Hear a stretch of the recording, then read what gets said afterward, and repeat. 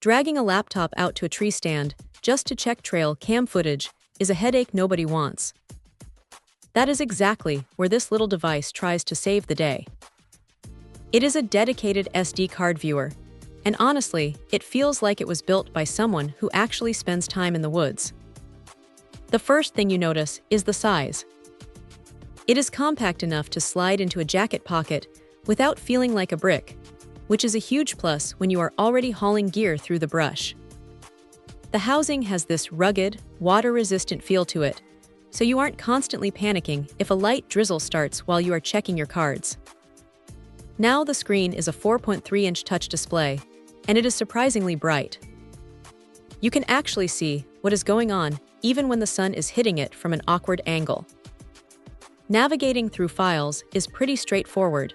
It is basically like using a simplified smartphone interface.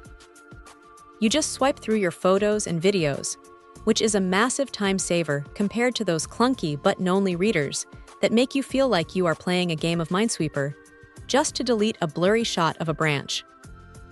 The zoom feature is a nice touch, too. If you're trying to count tines on a buck from a distance, it does the job well enough to give you a clear idea of what you are looking at. It handles SD cards up to 32 gigabytes, which is plenty for most scouting trips, though it would have been nice to see support for larger cards just for those long-term setups. You don't need any cables or extra adapters to get it running, which keeps the whole process clean and simple.